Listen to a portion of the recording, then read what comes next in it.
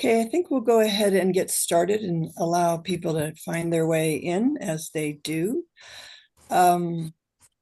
Welcome, everyone. My name is Libby Roderick. I am a co-founder and a board member of the Difficult Dialogues National Resource Center, which is hosting this event in combination with the University of Michigan. It's the third in a series of workshops we've been offering over the past few months called Meeting the Moment. And this third one is called Community of Care. We're looking at creating mindful post-election spaces and strategies for dialogue. I am joined here by several wonderful presenters that we'll share with you in a moment, and also a fabulous team from the Difficult Dialogues National Resource Center, about which we'll speak more in a bit. This event is being recorded, and we will be able to send it out to you after we're done. So I'll go ahead and move into, I'm sure almost all of you know about land acknowledgements. It's a wonderful way to help people become increasingly conscious of the lands and peoples where we are. I come from the University of Alaska in Anchorage, Alaska, on the sacred, unceded, and traditional lands of the Dene'ina peoples. And my personal life has been informed and transformed by the genius of our indigenous nations. And so I am incredibly thankful for everything I have gained from my peoples, and work in solidarity with them for justice. And the Difficult Dialogues National Resource Center invites you to consider the lands on which you reside and work, and to reflect and to know the histories of indigenous peoples of your region, and to know the current and present state of Native peoples in your region. I'm going to ask, if you know the lands on which you reside, please note that now in the chat. But in addition, if you would tell us your name, where you are, and if you're affiliated maybe with a university, and also given what's happening right now in terms of the post-election situation in which we're all navigating, I would like to also invite you to put a word or a phrase in the chat of how you doing, right? Where are you? People are all over the spectrum these days of with their own situations. So what are you bringing to the space? Go ahead and add that to your chat introduction, if you would. Someone's in Saginaw, on ancestral and traditional land of the Anishinaabe, Nisaga and Sauk people in Colorado and Cheyenne and Ute lands. If you want to add, as I said, a word about how you're doing, we'd love to hear that as well. Someone is showing up, yes. Doing okay. Feeling the weight of a world falling apart. I hear you.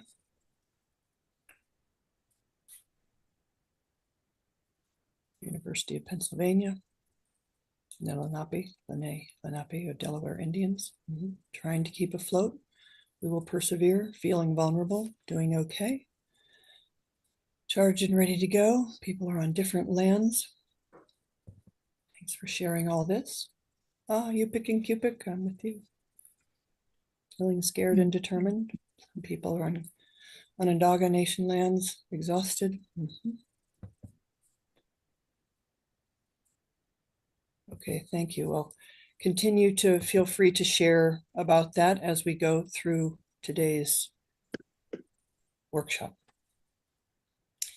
So I just wanted to give you a brief introduction to the Difficult Dialogues National Resource Center. Some of you have been with us all along, attending many of these. Some of you are new to it. I think it was 2013, a number of individuals from a host of different universities who had been working with the Ford Foundation on Difficult Dialogues projects came together to ensure that the work on building capacity and skills at universities across the US, at least, continued to move forward. And so the DDNRC seeks to contribute to transformative change among higher education institutions and their partners by advancing innovative dialogic practices to address the multiple and persistent challenges to justice and equity and a healthy environment. So we have a wide range of institutions and models and resources that we share with you all and others in the higher ed community and beyond, hoping to improve our capacity to engage in dialogue in a wide range of ways towards the goals of justice, equity, and a healthy environment. Here's our little chart for that. how we attempt to promote equity, advance justice, and foster transformational change through dialogue.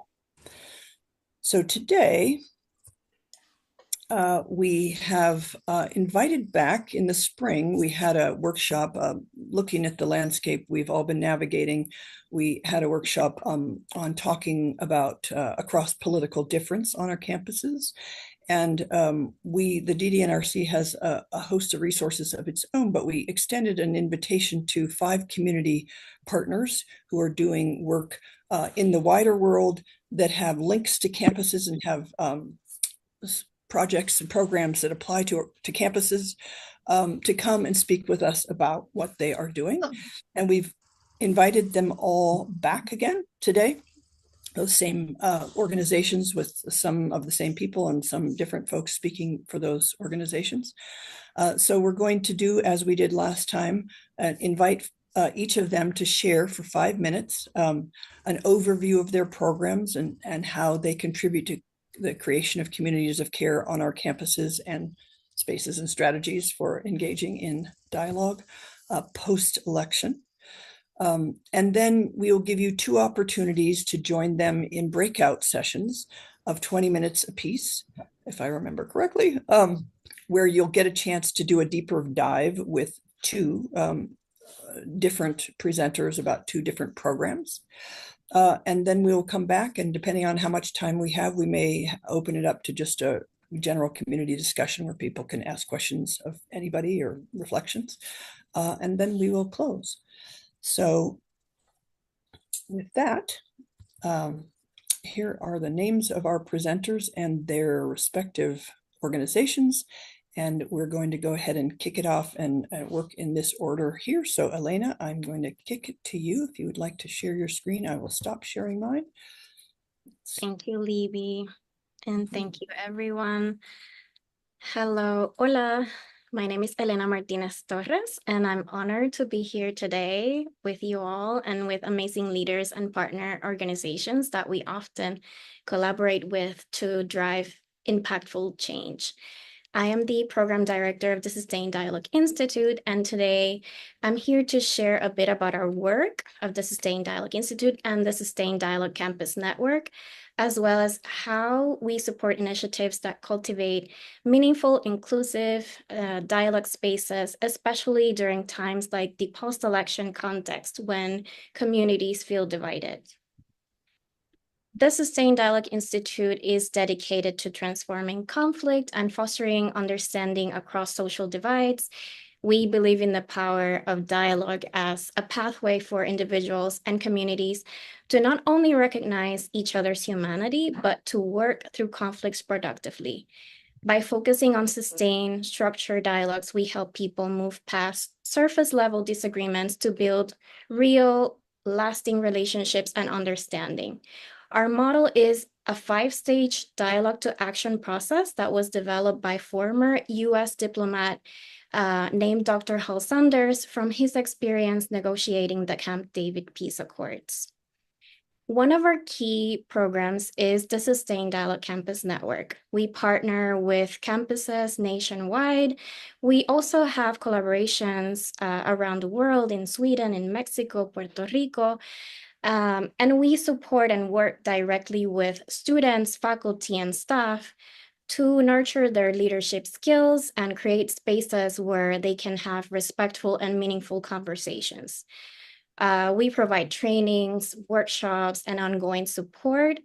And throughout those trainings and workshops, we equip campuses, communities to lead dialogues that address issues around identity, race, gender, inclusion, and equity.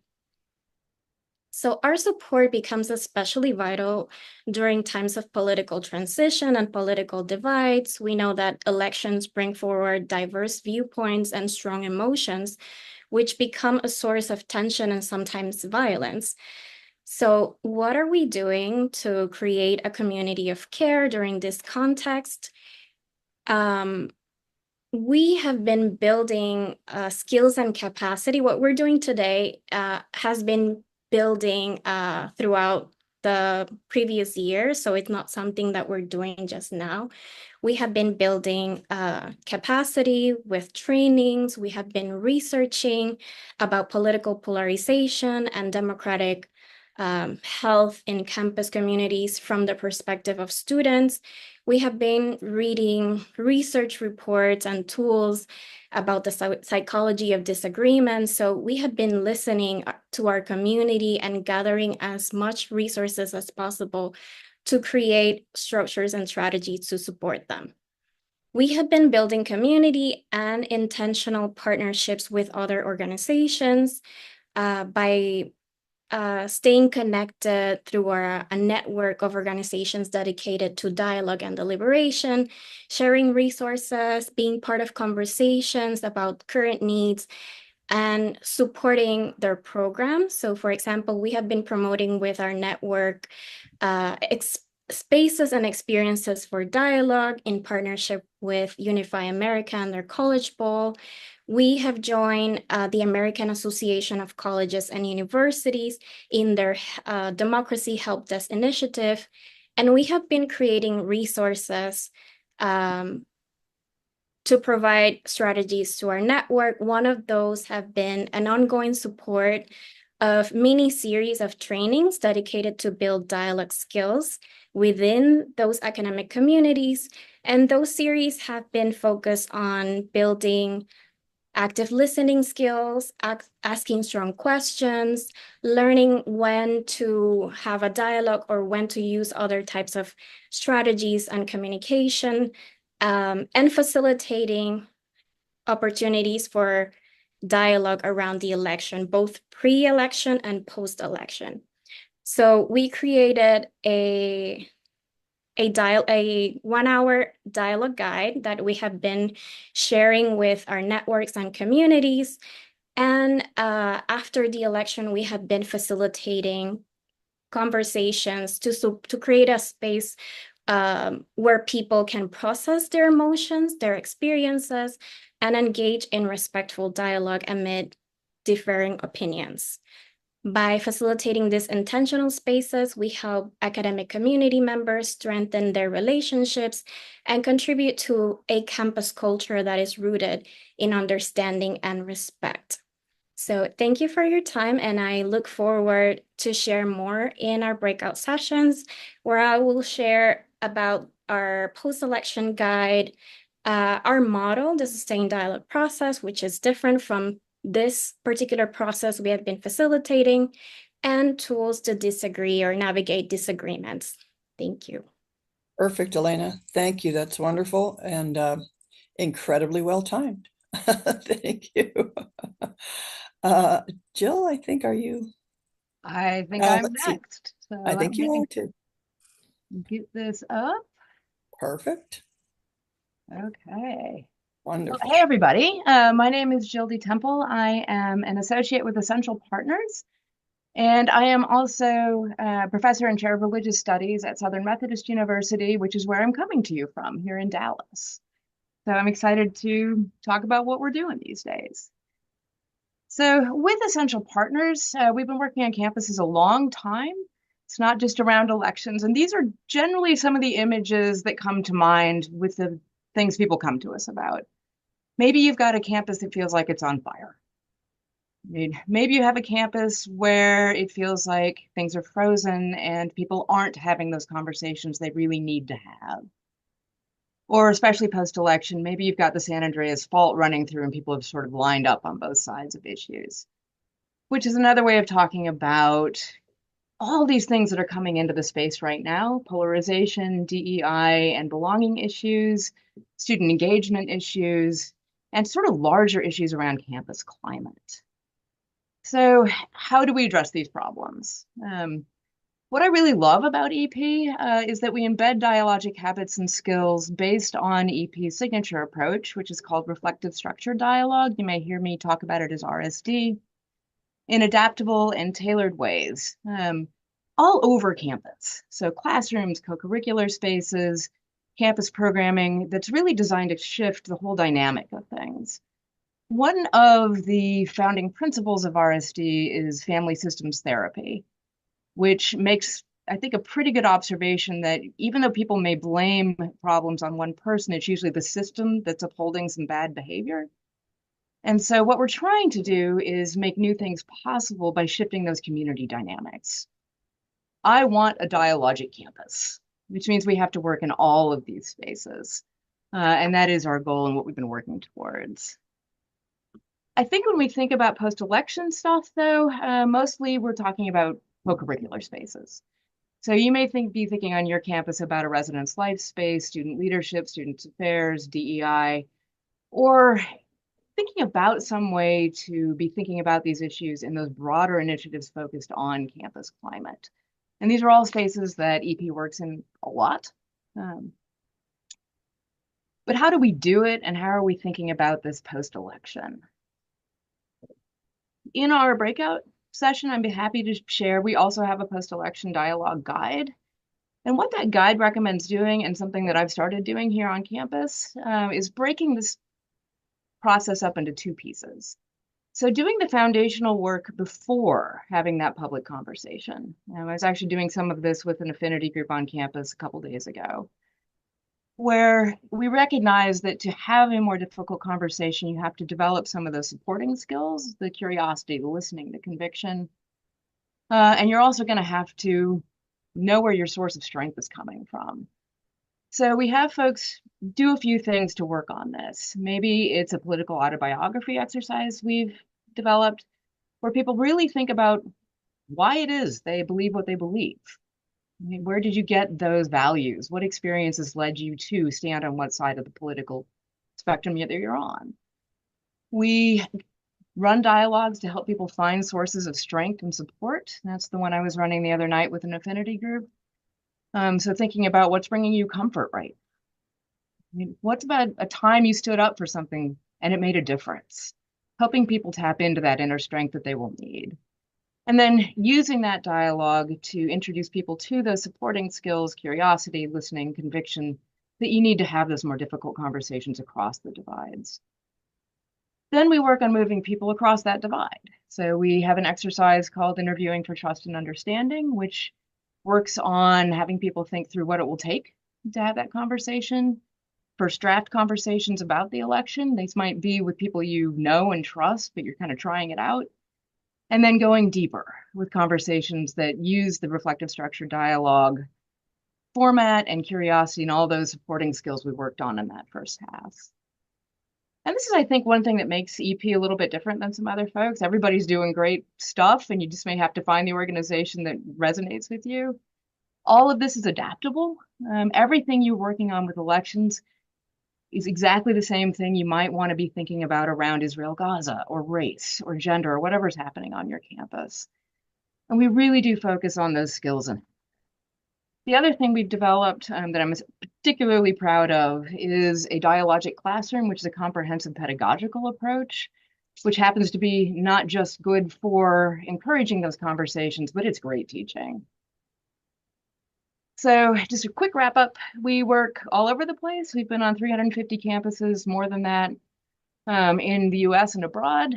We are starting to work a lot in secondary schools, which makes me super excited. I really want first-year students who come to me with these skills. That would be amazing.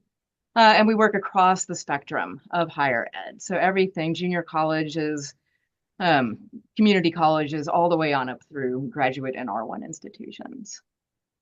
So this slide will come out to you, but it's how you get in contact with us. And I will invite you to please get in contact with me. I love this work, and I hope to see some of you in that breakout session. Thanks. Perfect. Thank you so much, Jill. That was wonderful. Tina, I think we're turning to you. I don't remember. There you are. Okay. Beautiful. Hello. Hi, everyone. I'm also going to share some slides with you all.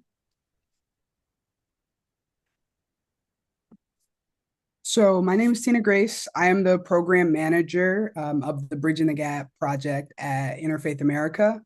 And what we envision is a culture where the heroes are the bridge builders. Now, I say that in a time which, when I say bridge building, a lot of people are like, but do we have to bridge build? And like, who do you bridge with? And honestly, there's no easy answer to tell you. But the way that we're approaching it is with our curriculum. So we've had a curriculum for the past 4 years now that we have modified over time, but we encourage it on higher ed campuses as well as now in the civic sector to allow people to have the tools necessary to engage if they choose to.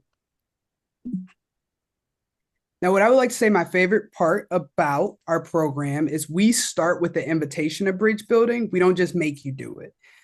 So I'll read through them for you very quickly. Betty. But the first one is our intention is to take seriously the things that others hold dear. If it matters to you, then it will matter to us. We are not here to convince anyone they are wrong or try to change them. We are curious why people think what they do, and rather than thinking we are diminished by listening carefully to the ideas we might disagree with, we trust we are enhanced by it, and we believe there's more common ground and experience than we anticipate. When there isn't, we can fundamentally disagree with someone and still respect, even love them. Now, the reason I started with this is that I want you all to know that we do this with every training that we do. So not just students, we do it with educators, we do it in our civic systems. We tell administrators like, hey, if we're going to do a training with you all, we encourage you to start with the invitation, because to us, it means a lot to make sure we're all on the same page.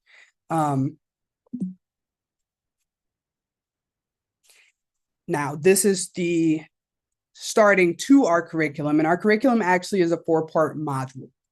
I'll go through the skills right after this, but I do want to tell you a little bit. So it is all available online for free. One thing that we do is we allow educators who are interested in bringing Bridging the Gap skills to their campus to join us at our annual Interfaith America Leadership Summit, which happened in August. Some of you all were there, but we do that every year. So we do a train the trainer so that everyone is familiar with our skills and they feel confident taking it back. All that to say, that's one avenue, but we provide so many materials online that if you wanted today to walk away and start a training or even look at our skills, you can. We have PowerPoints, we have the outline written so that any educator or facilitator can take it and actually read it word by word and have a pretty decent training. This is intended primarily for students, but like I said, it can be modified. And we also don't tell educators they have to have the one fits all. You can modify it however you see fit. We just want to provide you with the tools and the skills to use it however you see, however you deem necessary. So our skills, our 4 skills are the first module. We start with why build bridges. We believe that you need to have a foundation of why you're even doing bridge building work in the first place before you can actually build bridges. Our second one, which seems to be our most popular one, I wonder why, is listening and really teaching people that we can step back. And I know a lot of you are like, I'm great listeners. And you know what? I'm not going to argue with that, but you can be better. And especially when it comes to listening people we deeply disagree with, this is the one that like we walk through step by step. For example, we have people sit in silence and say, what does it feel like to actually listen to someone in silence and not trying to respond to them? Or what does it look like when you're triggered? How do you listen? And what does that look like to become a better listener in those moments? Our next one is the importance of storytelling. So another thing, we don't think you're going to convince anyone they're wrong with facts. It just hasn't been proven to be true for us. The majority of people who change their minds or even shift their position, it is because they've heard a personal story from someone that has then touched them to say, wow, I've never seen it that way. And I can say personally, I use it quite often. If I disagree with someone and I really don't understand where they're coming from, I'll ask them to tell me how they got there. And I'll ask them, don't tell me your news sources. I don't want to know where you got the articles. I want to know why you believe what you believe. And that usually helps diffuse some of the tension of let's just spew facts at each other, because what we believe, this is not a debate for us. This really is just a conversation. Our last one is engaging in tension constructively, which is exactly what it sounds like. We get to the meat of the tension and we give folks tools to actually engage in conversations that may be uncomfortable. So I would like to say one of our tools is called the 4 Eyes. If you have a conversation that may have gotten heated, you walked away feeling unresolved, we give you an outline guide of how you can like study for a test, write down each sentence that you want to say. What is it that you want to get out there? And the best way to frame it so that when you are talking to someone, you're not just spewing them with he says, she says, or what do we call them? If you can rewind it in a videotape, we call that data. If you can't see it on the videotape when you rewind it, we call that interpretation. We want people to really start with the data of situations and not their interpretation of you made me feel, he made me feel, those type of things. So that's just one tool we use in engaging attention. And then the last one is, yes, this is a lot of learning up front, but all of it's interactive. So it's not a program where it's a lot of teaching from the front of the class. It actually is more participating and learning how to do it hands-on, as well as we have supplementary activities that go along with it. One of them being like lay it on the line. We have people say statements, agree, disagree, and then actually have a conversation about it. And we let them know again that it's okay, that if you agree and your colleague is on the other side and disagree, you still can have a conversation and work together, but you have to address it and talk about it in that moment. And then the last thing really quickly is we support our community by offering grants each year, post-summit in August, to allow people that if they want to really do this work, we will give you the funding to do it. You also get peer support. You get support from our BTG team, and we help you as you navigate the tough life of bridge building on college campuses. Wonderful, Tina. Thank you so much. That was awesome. Really appreciate it. Thank you. You're welcome. Sadie, do you have Hi, everyone. slides? Hi. Yes, I'm going to share my screen right now. Can folks see what I'm sharing? We don't see the slides quite yet. Okay. It says that it's sharing. Are folks seeing anything? I am not. I don't know if others I are. would unshare and share again. Yeah.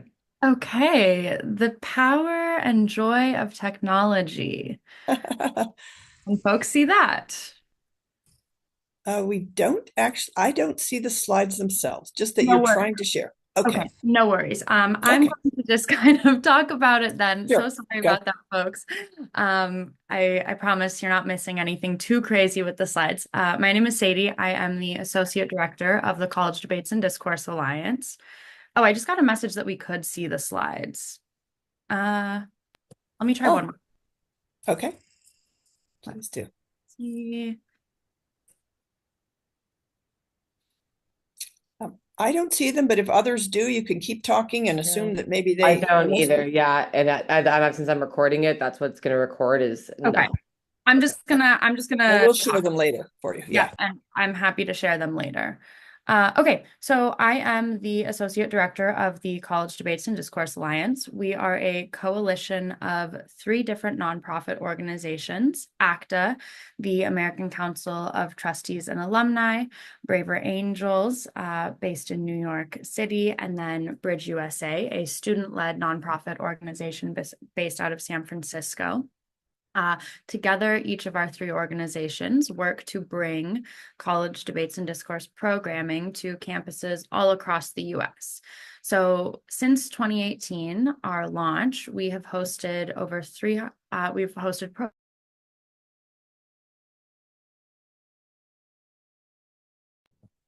Oh dear. We lost her entirely. Aha. Okay. Well, that we'll be working on that, but in the meantime, maybe Ariel, why don't you step in if you're willing, Yep. and able, and we'll get her back when we can, I hope. Sounds good. Hey y'all, my name's Ariel Mizrahi. I'm a partnerships manager with Unify America, based in a tiny mountain town in Colorado. Thank you all for being here. So quickly, a little bit about Unify America. We are a national nonprofit working to replace political fighting with collaborative problem solving. We got our start with our founder, Harry Nathan Gottlieb, who is also the founder of Jackbox Games. So games like Quiplash, they might be familiar with. So we come from a gaming and tech background. His personal passion has always been collaborative democracy, engaging more folks in our democracy. And so in 2020, he started Unify America. In 2021, we launched our higher education work with the goal of engaging thousands of students in virtual dialogue and virtual conversations. So now we host the Unify America Civic Gym, which is a growing series of intercollegiate virtual programming meant to help students identify shared goals across differences, practice their civic muscles and build their civic muscles, and lastly, practice the skills of collaborative problem solving.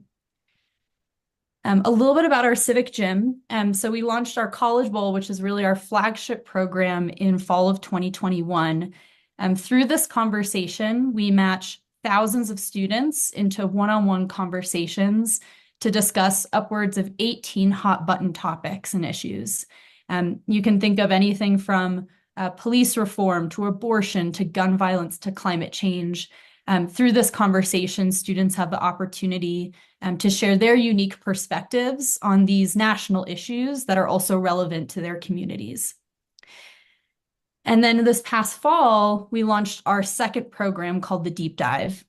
This was really informed by first students who had participated in our programming saying, we want more opportunities to have these conversations, and we want an opportunity to dig deeper into one of these issue areas that we are talking with our peers about, talking to folks on our campuses about. And then second, by faculty and staff who are utilizing the College Bowl in their classrooms, and then also staff members who do civic engagement or student life work saying, hey, we want more things like this. What can you come up with? So we created the Deep Dive where students, again, matched into conversations across differences to discuss one particular issue area. This fall, students discussed 3 different issue areas. They could select from one. First was gun ownership and gun violence. Second was voting in America. And third was free speech and hate speech. And then this is a bit about our reach. So like I said, we got started in fall of 2021. So we just wrapped up our 3rd year of full programming. We've now engaged over 21,000 students across 42 states.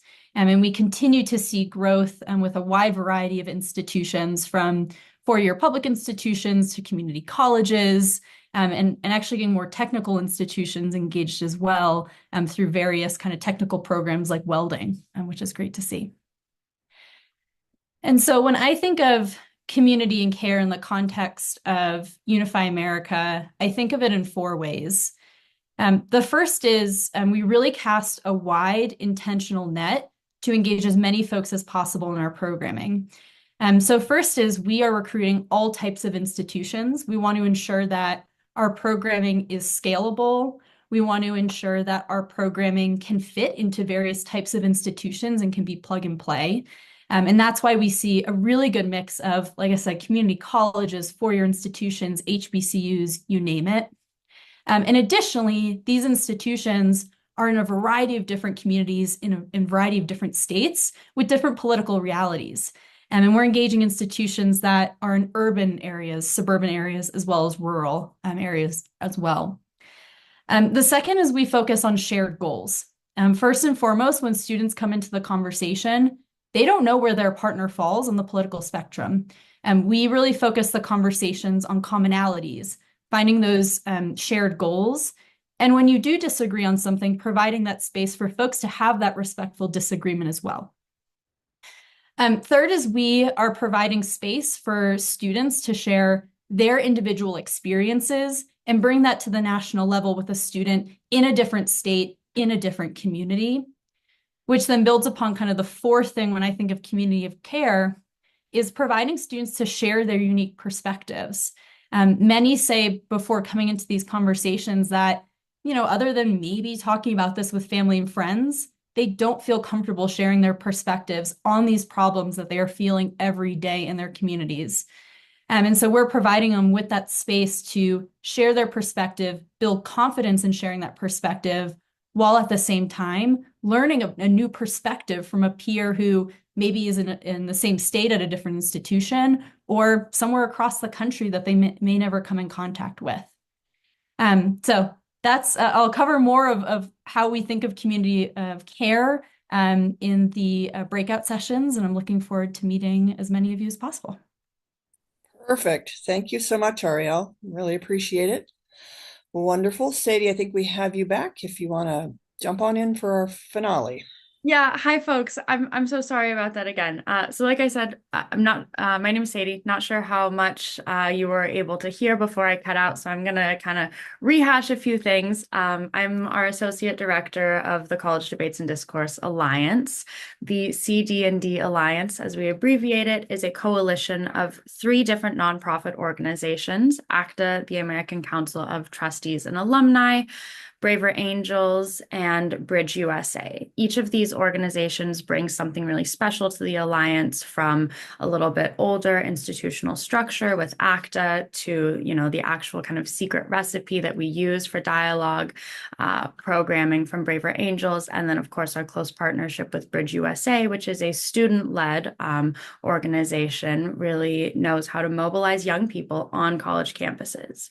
So we were created in 2018, and since then we have launched over 350 campus and classroom debates and workshops at over 100 different institutions, engaging just over 13,000 students. So we have 3 main types of programming, and what really emphasizes our programming is its adaptability.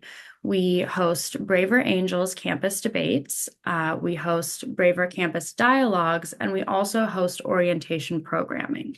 So our campus and classroom debates, a traditional Braver Angels debate, is a form of dialogue programming that is focused on bringing people together on the most complicated and, divisive topics in our nation, right? So what people think about abortion, immigration, what's going on with Israel and Palestine in the Middle East, right? Anything and everything, we really lean into those challenging topics, creating a space where there's no hierarchy and every single person's voice is welcome and encouraged to be shared, not based on a variety of facts and statistics as you might hear in a traditional debate competition, but instead asking people to simply start with what they believe and why, right? As we've heard time and time again throughout kind of our speakers today, folks don't often react well when met with, well, here are all of the statistics that I'm going to try and change your mind with, right? What we have to do is really focus on creating spaces where people can practice empathy for one another and expand their understanding of one another's humanity despite our, different backgrounds and perspectives. So debates form things in the affirmative and the negation. Then we also have a Braver Campus Dialogue, and the Braver Campus Dialogue is a solution-oriented workshop. And so this helps us move from the what to the how in conversations. What we found over the past few years is that students are often engaging in debates and saying, okay, I understand your perspective. What now? How do we move forward from this? Additionally, on campuses that are more ideologically homogenous, we've found that students often want to get into the nuances of their differences, right? We all may be identifying as blue or red, but where are the differences within our unique perspectives of whatever side we may identify on? Also, more and more younger people are not identifying with one or the other sides, right? And so where does the other fit into that group? And so in a Braver Campus Dialogue, we really focus on asking people what's next and how. How can we address climate change? How can we best address the mental health crisis that we're seeing on college campuses? How can we use our political differences to strengthen our communities? Then we also have orientation programming where we run first year debates and workshops. So in addition to welcoming students to campuses and saying, here's the health center, here's the rec center, we say, here's an experience with critical thinking, respectful, productive discourse and dialogue that will really introduce you to the values that this campus holds near and dear to their heart. So with all of these different types of programming, we have the ability to put them into classrooms using our curricular toolkit, which was developed by faculty for faculty, and we can do them online or in person, scalable from as small as 12 people all the way up to 300, 350 plus people. So really looking forward to answering other questions folks have and getting to chat with you all in our breakout rooms. Thank you, Sadie. Wonderful. Really, really appreciate it. I'm going to turn this over now to Mando Wittebort from the DDNRC as we begin to move into our breakout sessions. Unless someone in my team objects, I think you were right. We may do them 15-minute sessions, probably makes the most sense timing-wise. So Manda, to you. Yeah, thanks everyone. So logistically, I want to share two things for the breakout rooms, and then I want to share one more food for thought in all of this conversation. So for logistics, we're going to go into two different breakout rooms. So you'll go into a breakout room for about 15 minutes, and then you have a chance to switch and go to a different breakout room, or if you want to stay in the same one, that is open. So we're going to open in a second, but not yet, 5 breakout rooms that will either have the names of our presenters or the names of the orgs they represent, so that you can manually add yourself. If you can't figure that out, not working, as soon as we put the names up, if you could just let us know where you want to go and we will move you. And then lastly, we want to honor all of the speakers' times and wisdom. So if you're open to going wherever based on space, if you just want to type in the chat, open to wherever, and we'll place you based on kind of how people are going to each rooms. So you're going to select a room. You're going to go there. It's going to be awesome. You're going to ask things. You're going to listen. We're going to switch again. I will stay in the main room in case anyone gets bumped off or we have any other questions or concerns. Please be mindful of how big the rooms are, just so that we can all hear each other and you can have, honestly, more opportunity to share. And then my food for thought came from a meditation that someone on my campus actually shared. And I just wanted to read one of the direct quotes from it, and I put it in the chat along with the link. And it says, I invite people to take their wounds and their opponents' wounds into spaces of reimagination and imagining an outcome, a policy, a relationship that leaves no one outside our circle of care, not even them. This kind of labor, this kind of revolutionary love, it's not the sacrifice of an individual, it's a practice of community.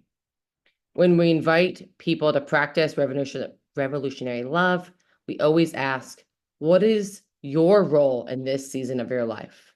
Whatever you choose, it can be a vital practice of love, of revolutionary love.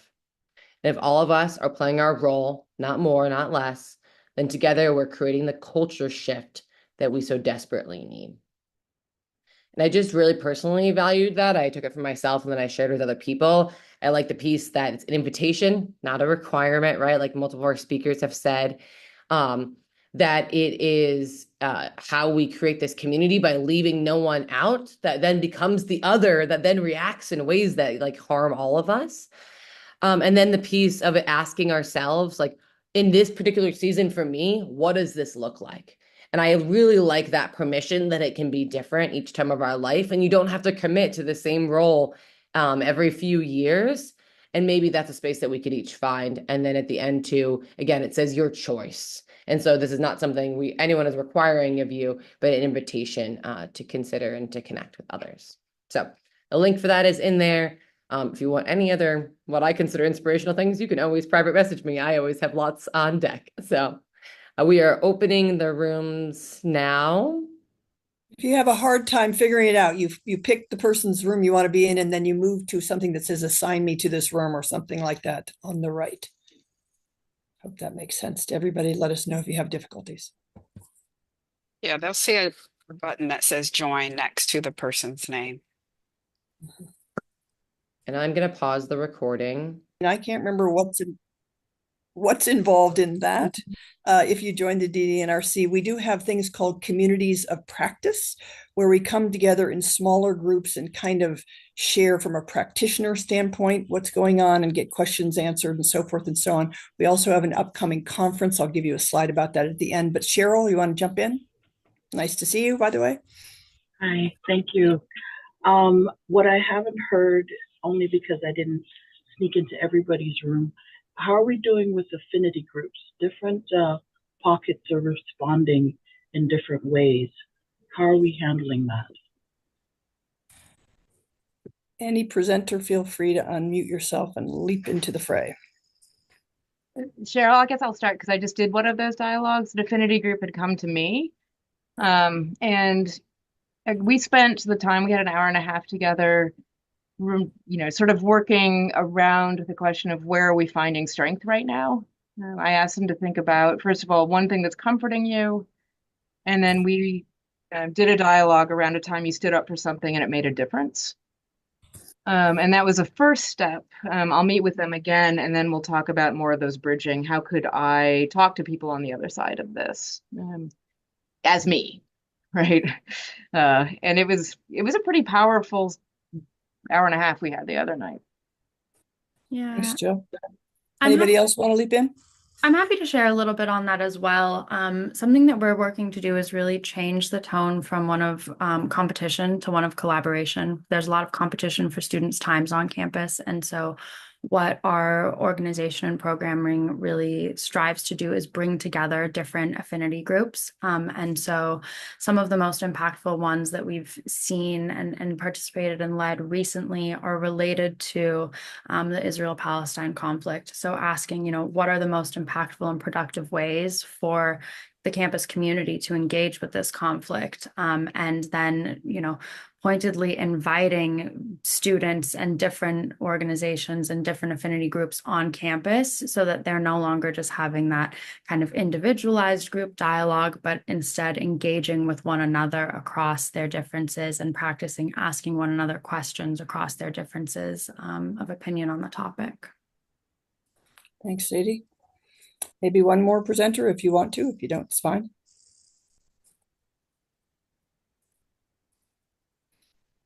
Okay. Other questions, comments, highlights, skits, dances, or jokes, as I always ask and almost never get?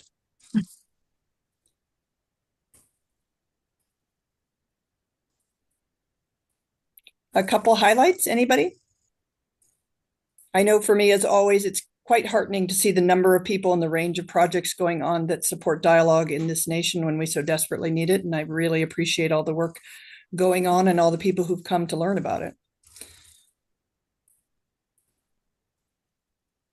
I just want to thank you for continuing to hold this space. It feels like a virtual hug from across the country to have people come on, because we all care about this issue. We all care about continuing to have dialogue, no matter how difficult life gets. So it truly is a commitment to continue to do this, and we so appreciate it.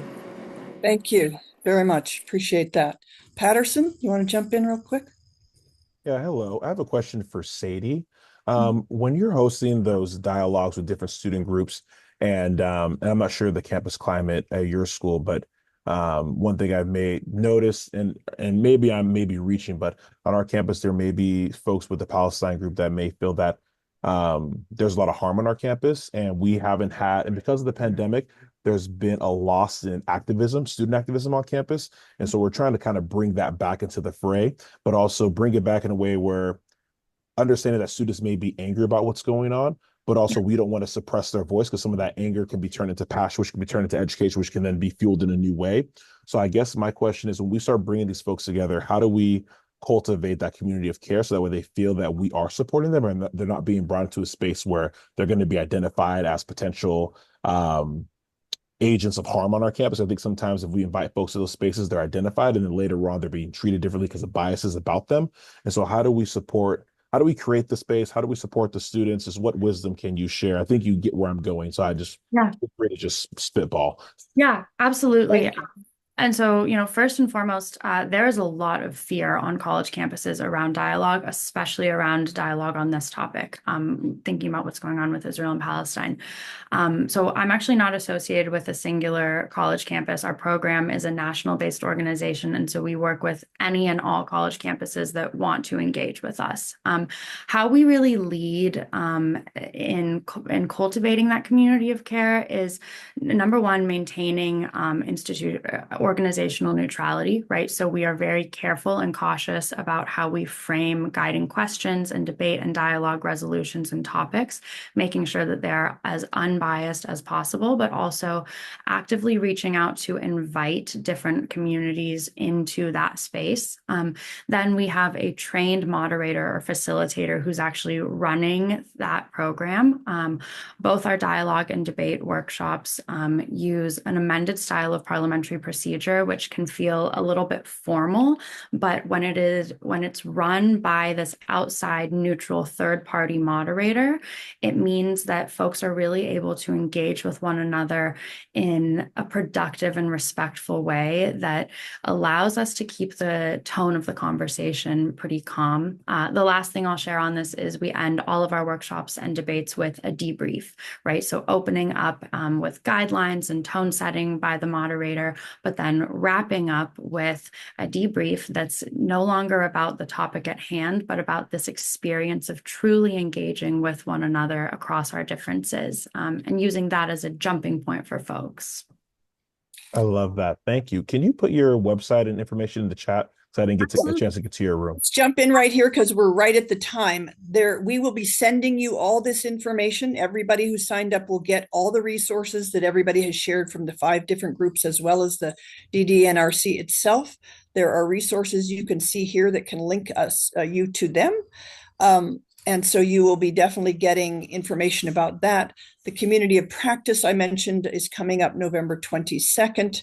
And we have a conference coming up in late June through July 2nd in Washington University in St. Louis, where we gather practitioners of all kinds. It's incredibly heartening to be with people who are doing this work face to face. So we hope you will think about that. But we will definitely be sending you all the resources from this, all the ways to connect with our fabulous presenters, as well as the DDNRC. So I'm going to end it here for those who need to leave on time, but we can stay a few more minutes for those of you who have more questions to ask or things you want to share. But thank you all so much for coming. Thank you to our fabulous presenters. We really appreciate all of you so much in these challenging times.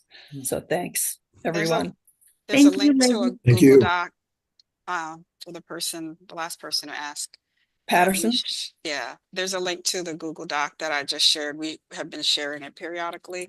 And if you click on that, you should be able to get to some of the links for the organizations. Perfect. Yeah, I was able to get that link in the beginning, but I just want to make sure I didn't miss anything special. Yeah, and we'll send out some information as a follow-up as we've done and post the recording on the website as well. Perfect. Thank you.